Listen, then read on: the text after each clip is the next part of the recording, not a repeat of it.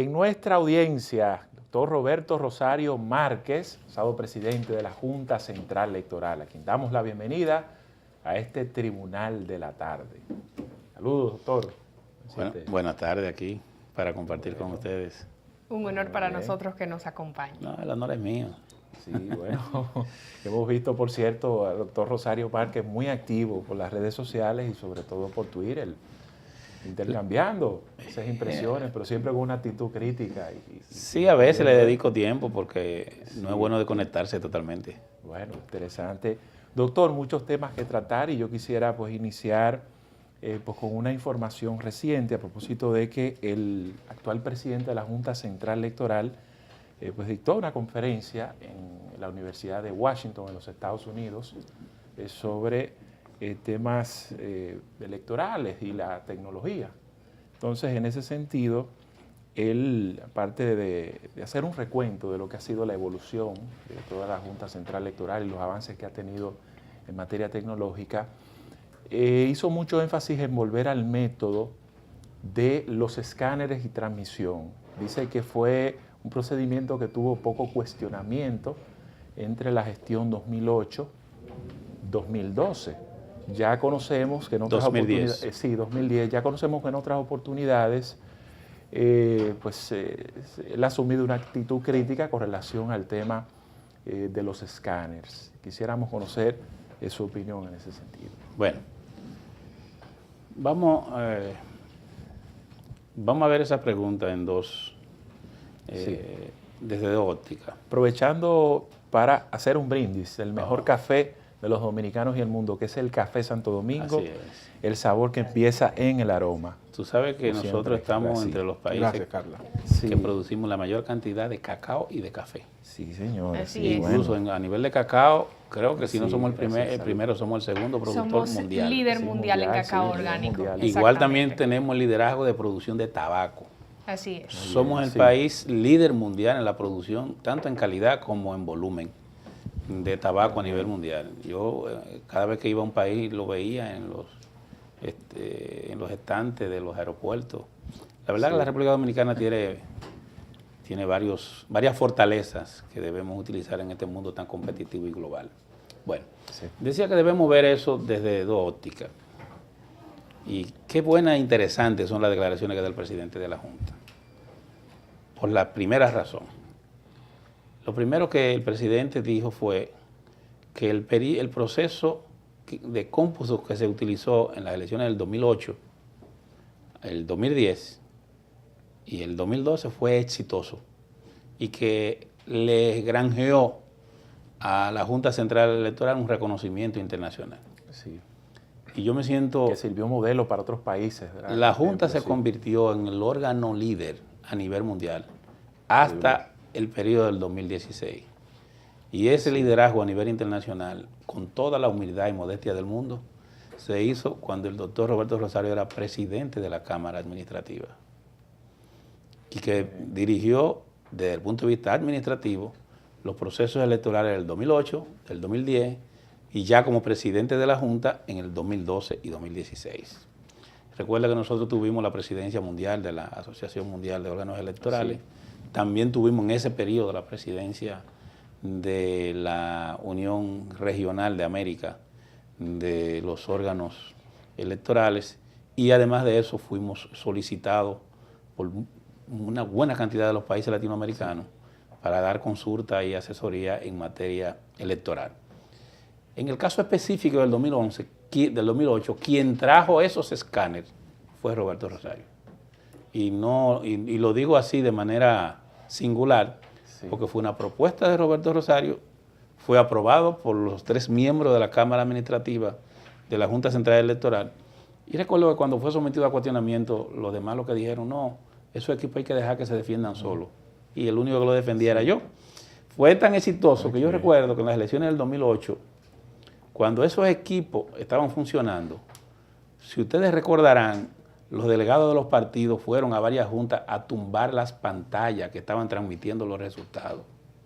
Y la tumbaron en la feria, la tumbaron en Santiago, en varios lugares.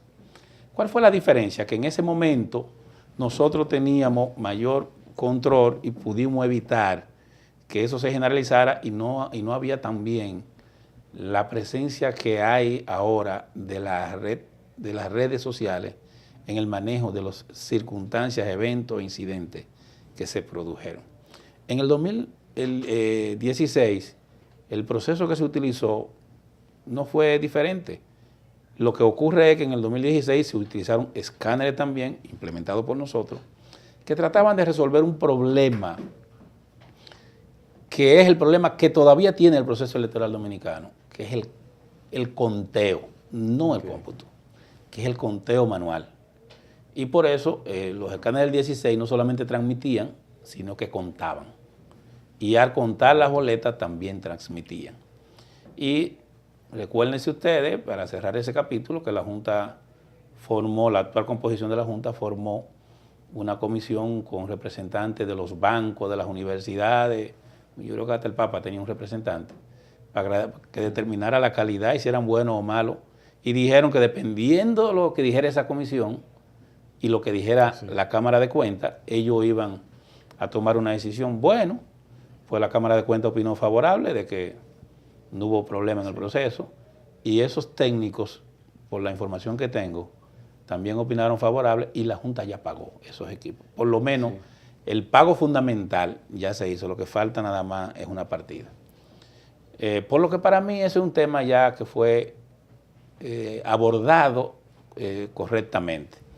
Yo creo que en el proceso pasado, tal como lo ha dicho la misma Junta, más del 70% del proceso se hizo con esos escáneres y fue exitoso. Lo que ocurrió fue que aquellos partidos que sabían de antemano que iban a perder, no jugaron al papel democrático de fortalecer las instituciones, sino que ya desde unos 20 días antes su objetivo principal era desmeritar, deslegitimar el proceso electoral para justificar su pobre resultado electoral. No fue otra cosa que ocurrió. Por tanto, yo creo que sí, que los escáneres del 2008, y qué bueno que se reconozca por lo menos eso, fueron un paso de avance en el proceso electoral dominicano. Pero entonces la pregunta no se detiene ahí. ¿No sabe por qué el presidente de la Junta ha dejado claro en diferentes ocasiones que no usará los escáneres adquiridos a través de la empresa Indra bajo su gestión? Y ya usted seguro ha escuchado, ¿verdad?, igual que nosotros, la cantidad de argumentos de entender de que salen más costosos la reparación, las pilas, el cambio del software. Es lo que se ha planteado. Hay que dejar que ya la decisión de usarlo no es de ellos. La decisión de usar o no esos equipos es una decisión de ellos. Y en su momento, cuando ya ellos no estén ahí, la gente evaluará si fue correcta o no la decisión de ellos de no usarla. No quiero ser yo quien juzgue eso. Doctor. Pero en su momento, así como están juzgando la utilización de esos equipos en las elecciones pasadas, cuando ya ellos no estén, también van a evaluar si fue correcto o no que no lo usaran. Hay que esperar.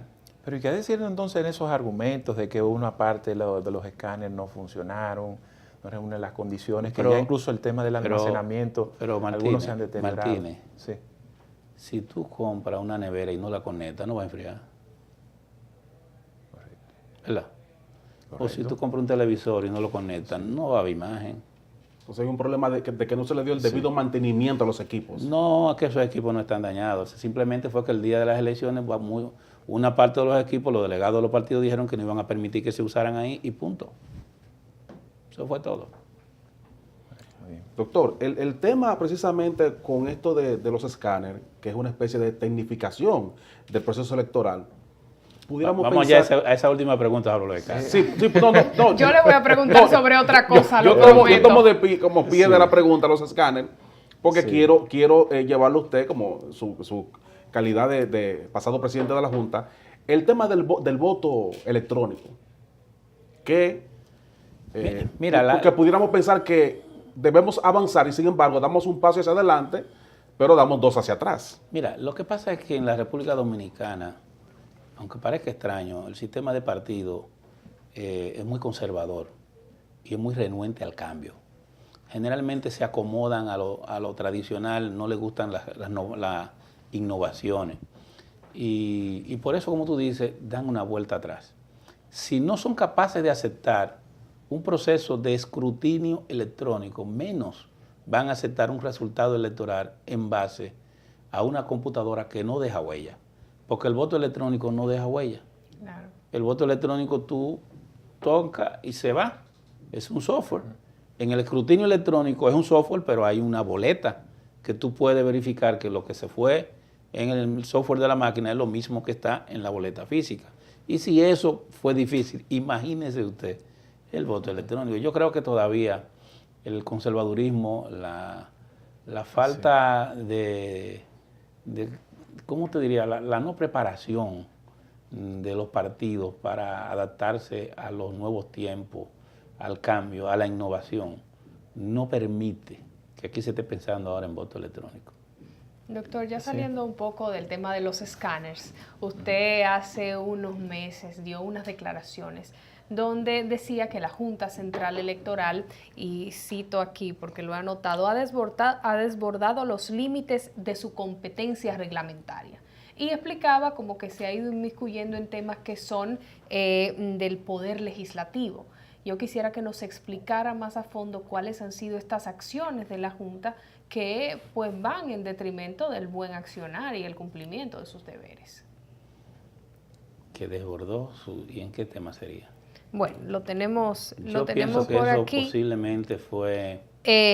Usted estaba hablando de que se ponía en una posición de riesgo innecesario y hablaba sobre el artículo 40, numeral 15 de la Constitución, de que a nadie se le puede obligar a hacer lo que la ley no manda ni impedírsele lo que la ley no prohíbe.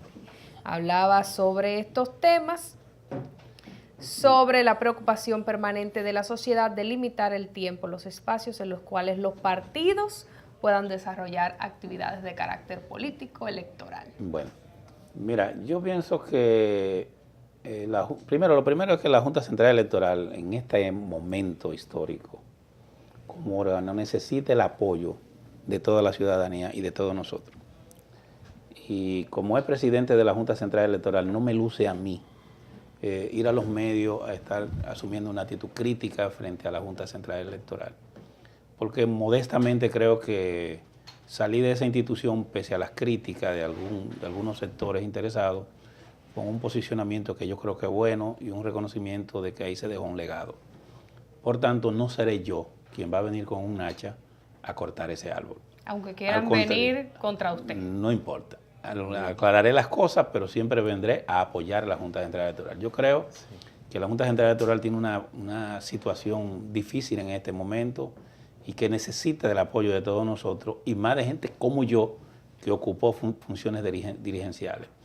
Yo sí señalé en una ocasión, y creo que me refería específicamente, era el tema de la lotería de apellidos. Fue en ese contexto que lo dije, que yo sí dije que ahí ellos desbordaron su capacidad reglamentaria y en ese sentido ahí, no, como es un tema de registro civil, personalmente creo que sí, que eso no debió ocurrir y que evidentemente eso de alguna manera lesiona lo que son los derechos establecidos en la Constitución de la República y los límites de su ejercicio. Y ya ahora mismo en lo que tiene que ver con la organización del proceso, yo creo que ellos están haciendo un esfuerzo por salir bien del proceso electoral. Pienso que hay muchas incertidumbres creadas por algunas de los contenidos que hay en la ley de partidos y además de eso también del hecho cierto de que ellos hay algunos aspectos que son nuevos, como relativamente nuevos, como es el tema de la organización y administración de los eventos internos o externos de los partidos políticos, que ahora descansa totalmente en ello. Sí, unas declaraciones de Minú Tavares Mirabal, recientes publicadas en CDN, en la que le hacen la pregunta sobre el reconocimiento de su partido. Ella pues habló que eso tomó unos 3 años y explicaba las trabas, las razones del por qué. Y dentro de esos obstáculos ella atribuyó a que la pasada Junta Central Electoral era poco democrática. Pocas palabras en la gestión de Roberto Rosario Márquez, no me aprobó el partido, no me lo reconoció porque no era democrática, al parecer está así. Mira, el sistema que tiene la Junta Central Electoral para reconocer los partidos está reglamentado y hay un procedimiento. Se hace una solicitud y esa solicitud se envía a los diversos departamentos de la Junta Central Electoral para que hagan su estudio. Y después hay una comisión que se llama Comisión de Juntas y Partidos Políticos. Esa Comisión de Juntas y Partidos Políticos hace su recomendación a la Junta Central Electoral de qué quiere, de si reúne o no condiciones para ser reconocido el partido. En ese instante, la Comisión de Junta y Partido Político consideró que ese partido específicamente no reunía condiciones para ser reconocido. Esa recomendación de esa comisión llegó al Pleno de la Junta y se acogió. Ahora, en esta ocasión, ocurrió lo mismo. Esta Junta envió el expediente de ese partido a la Comisión de Junta y Partido Político para que lo estudiara. La Comisión de Junta y Partido Político, que ahora no está integrada por la misma persona, son otros funcionarios, volvió y ratificó que ese partido de ese expediente no reunía condiciones para darle el reconocimiento. Pero este Pleno, a diferencia del anterior, decidió no escuchar la decisión de los técnicos y darle, con una votación de 4-1, darle el reconocimiento a ese partido. Eso es todo lo que pasó ahí. ¿Y usted no puede refrescar el por qué ese partido no fue reconocido por esa comisión? No, las los razones técnicos expresadas. No, es que en ese caso, si nosotros apoderamos a los técnicos para que ellos emitan su juicio, y ellos emitieron su juicio diciendo que no reunían las condiciones, lo único que nos limitamos nosotros a hacer fue a respetar la opinión de los técnicos. Así es. Entonces, esta Junta entendió que ellos no tenían por qué respetar la decisión de los técnicos. Bueno, y ese es un problema de esta Junta. No mío. Doctor, tenemos que ir a una pausa. No, pero perdón, ya no es un tema de democracia, Okay. como usted ve. Es un tema de que si usted establece un procedimiento, si usted no se va a llevar Claro. de lo que dicen los técnicos, entonces ¿para qué lo solicitan? Y nosotros respetamos la opinión de ellos. Cuando regresemos de la pausa, doctor, quiero que sigamos conversando y pues precisamente que nos adentremos en política y además en su reingreso al Partido de la Liberación Dominicana. Vamos a la pausa y retornamos.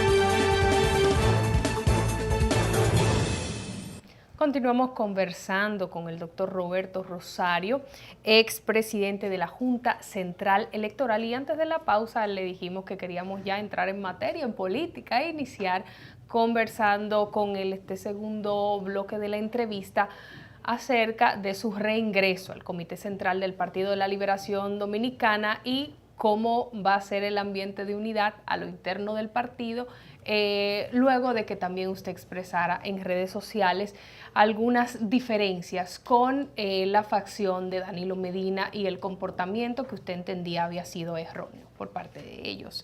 E incluso utilizó algunas palabras fuertes como angurria, glotonería y sectarismo. Mira, yo pienso que después de la muerte de Bosch, de Balaguer y de Peña Gómez, los partidos políticos fundamentales, los partidos del sistema, de alguna manera,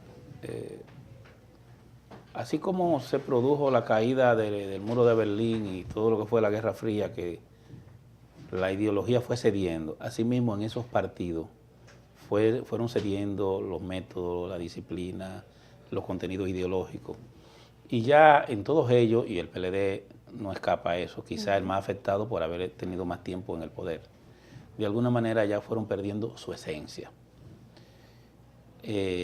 Antes, en los partidos políticos, una oposición se aprobaba, no necesariamente porque fuera mayoría, primaba la voluntad de la razón.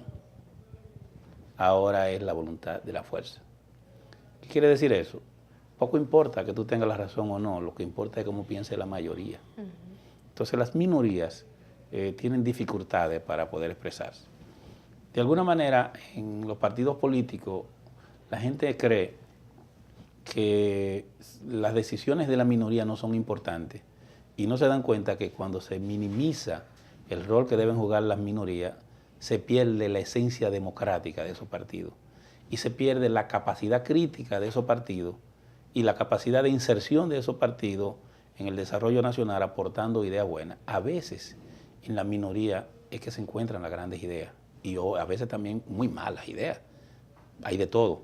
Pero cuando un grupo se cree que tiene la hegemonía de la verdad y todo lo que se aprueba solamente lo que dice la hegemonía de ese grupo, se pierde la esencia democrática de esa organización. Entonces, de alguna manera yo creo que eso ha ocurrido. Y ha ocurrido porque si tú te veías antes, cómo era el PLD cuando don Juan, tú me decías, no, cuando don Juan no había grupo, eso no es verdad, siempre lo hubieron. Pero cuando don Juan los grupos coexistían, llegaba un momento que se producía un rompimiento, pero mientras ese rompimiento no existía, había una coexistencia de todos y cada uno de ellos y se distribuían las funciones al interior de él. Yo creo que, tal como arrojan las encuestas, el Partido de la Liberación Dominicana, gracias a sus ejecutorias gubernamentales, tanto los gobiernos de Leonel como los gobiernos de Danilo Medina, han hecho aportes tan significativos que pese a todas las cosas negativas que van acompañadas a esos programas exitosos que ha desarrollado, sigue siendo el principal partido político, en este caso de oposición y de gobierno. Parece raro, pero es así.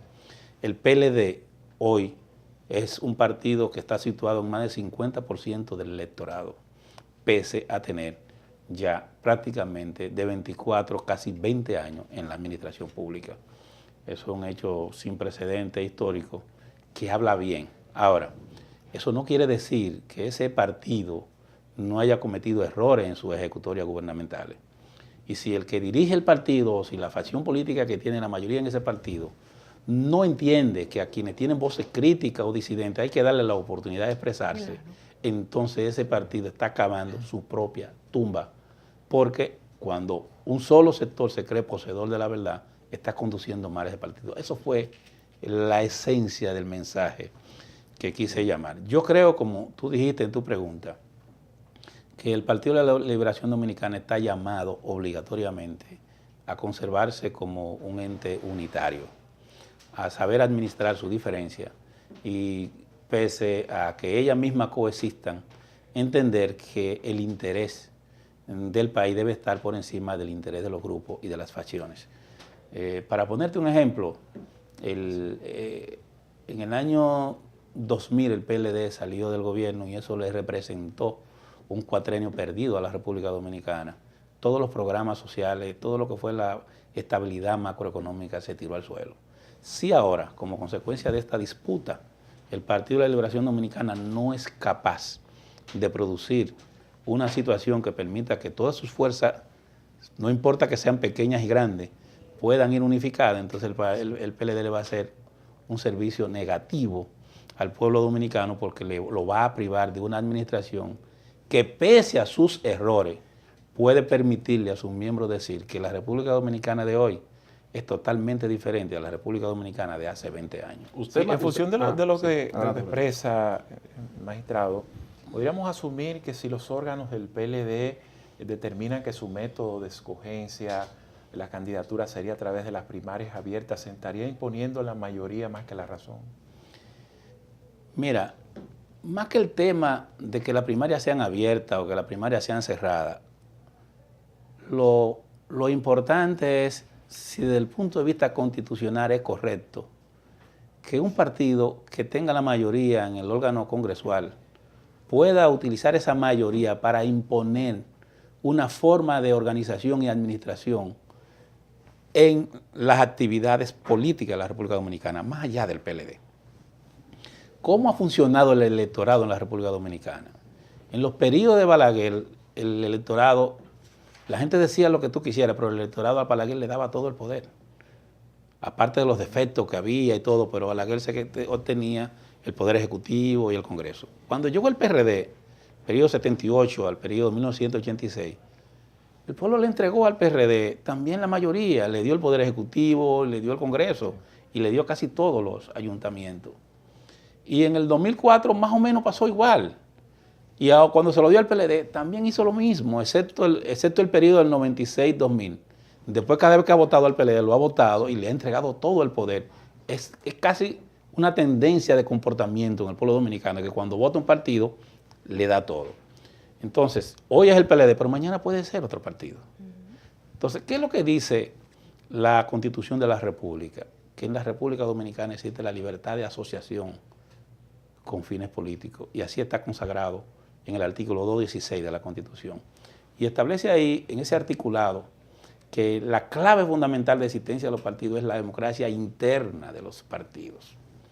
Cuando del Congreso se vota una ley, y esa ley dice que quien va a definir el método de elección de un partido es tal o cual organismo, se está limitando el ejercicio de la libertad de asociación de los partidos, porque lo que debe decidir sus miembros lo está decidiendo el Congreso por ley, y eso es lo que yo digo que es contrario a la Constitución. Más allá de que sean abiertas o cerradas, el tema es que tú no puedes. ¿Qué es lo que es un partido? Una de las bondades de la ley de partido es que define a los partidos, define los periodos de precampaña y los periodos de campaña y otras grandes bondades que tiene. Y cuando define los partidos, lo define como asociación voluntaria de ciudadanos de interés público. Es decir, los partidos no son instituciones estatales. Y tú no puedes desde el Estado decir cuál organismo es el que es el organismo principal o cuál organismo es el que va a decidir X o Y forma de elección de los candidatos. Eso deben decidirlo sus miembros. Si tú te revisas los estatutos del PLD, en el artículo 12 de los estatutos del PLD dice que quien modifica los estatutos del PLD es el Congreso del PLD. Aquí se está modificando o se está tratando de modificar los estatutos a través de una ley no votada por un Congreso de los miembros del PLD, una ley del Congreso Nacional. Pero además ese mismo, si tú te lees el artículo 18, dice que el presidente y el secretario general del PLD se eligen mediante el voto universal de los miembros del PLD, del padrón de electores del PLD. Y si te lees el artículo 36 y te lees el artículo, el 18 es de los miembros del Comité Central. Pero si te lees el 36, te dirá que el secretario general y el presidente se eligen con el voto directo de los miembros del PLD. Y si te lees el 43 de los estatutos del PLD, dice que los candidatos a presidente, a senador, a diputado y municipales serán mediante el voto directo de los miembros del PLD. Te está hablando de primarias internas. Entonces, es decir, de padrón cerrado. Si eso es necesario modificarlo, quien debe modificarlo es el Congreso del PLD, como dicen sus estatutos. Pero bajo el argumento de que hay una jerarquía de las leyes y que una ley está por encima de unos estatutos, se va a ejecutar algo que es contrario a la Constitución. Y al final eso es lo que va a pasar en la reunión del Comité Central del PLD. Es decir, que ¿por qué? Porque es la opinión de la mayoría, no porque necesariamente es lo correcto. Es decir, que algunos capítulos, digamos, de la ley de partidos chocan con la Constitución, son inconstitucionales. Ese específicamente es el artículo 45 de la ley de partidos, desde mi punto de vista, es contrario al artículo 216 de la Constitución y a varios artículos donde establecen los derechos fundamentales, entre los que está el derecho a la asociación y otros derechos fundamentales de los ciudadanos. Usted manifestó que si el PLD introduce, si se introduce la reelección presidencial, el PLD perdería el poder. Y además usted expresó que los funcionarios que se quieren reelegir son los enemigos del presidente de la República. No, yo digo que los funcionarios que se quieren reelegir están pensando más en su reelección que en la reelección del presidente. Y por tanto, lo que están abogando es por su propia reelección. ¿Por qué yo digo que aquí no hay condiciones para la reelección? Las condiciones de hoy no son las mismas del 2016. En el 2016, en el 2015, para que pasara la reforma, hubo que llegar a un acuerdo de que se iban a reelegir no solamente el presidente, sino también que se iba a reelegir los senadores, los diputados, que iban a votar eso, y los alcaldes. ¿Qué significó eso? Que muchos dirigentes de la base del Partido de la Liberación Dominicana y de los demás partidos, que tenían 8 y 10 años esperando el momento para competir internamente, para ser candidato a uno de esos cargos, tuvieron que retirarse sin ni siquiera poder participar en una competencia interna. Van esos senadores y esos diputados a aprobar una reforma donde ellos no puedan repostularse, van a volver de nuevo a lo mismo, de reelección por reelección. Entonces, ¿qué significa? Vamos a petrificar los partidos obligando a los miembros a que tengan que llevar por 16 años los mismos candidatos. Vamos a obligarnos a que todo el que salga a apoyar la reelección hay que mantenerlo en su ministerio, en sus direcciones y administraciones. Coño, entonces, ¿qué va a pasar con la juventud del PLD? ¿Qué va a pasar con aquellos que tienen 10 y 15 años esperando la oportunidad de poder servir al Estado Dominicano y poder poner su capacidad al servicio de la nación a través de una función pública? Entonces esa gente va a decir, bueno, pero ¿y qué hago yo aquí? O sea, ¿cuál es la razón de ser? Entonces, esa situación que existía y se dio en el 15 no se da ahora. La propia situación económica no es la misma. El propio desgaste del gobierno no es el mismo. Los sectores económicos prácticamente estaban pidiendo la reelección en el 16, no la están pidiendo ahora. Están opinando en sentido contrario. Entonces, por eso es que yo digo que eso, además, señores, las mismas encuestas dicen que ahora mismo el nivel de aceptación de la ejecutoria gubernamental no es la misma ni siquiera de hace un año. Y la presión Entonces, de la sociedad. Por esa razón, yo digo que eso generaría una situación que no permitiría que el PLD vaya unido. Sin embargo, cualquiera de los otros candidatos del Partido de la Liberación Dominicana pudieran lograr unificar el partido. Incluyendo Leonel Fernández. Incluyéndolo, porque él no tiene impedimento. Él no tiene impedimento. Y él, y contribuiría o Reinaldo, para ponerte un ejemplo, a la unificación partiendo de la disputa interna que hay entre estas dos corrientes. Pero esa disputa existía en el 12. Y el PLD, es más, en el 2012, en las encuestas, Margarita le llevaba el doble a Danilo Medina. Y Leonel obligó a Margarita a renunciar. ¿No se acuerdan aquel discurso de Margarita diciendo por qué no iba como candidato? Y el PLD fue unido. Entonces esa disputa que hay ahora, si es Reinaldo, si es Leonel, el PLD va a ir unido. Muy bien. Y menciona a Reinaldo por mi amistad hacia él. Ah, no, muy bien. Saludos para él. Bueno, Estrado, más que agradecido de su presencia en este tribunal de la tarde. Desde hace un tiempo queríamos tenerle por aquí. Lo cual agradecemos su presencia. Bueno, señores, nosotros todavía, ¿verdad? Nos queda mucho más contenido. Vamos a hacer una pausa muy breve y a regreso tenemos pendiente las deportivas con Cristian Rojas y también nuestro segmento de tecnología con Aristides Marte.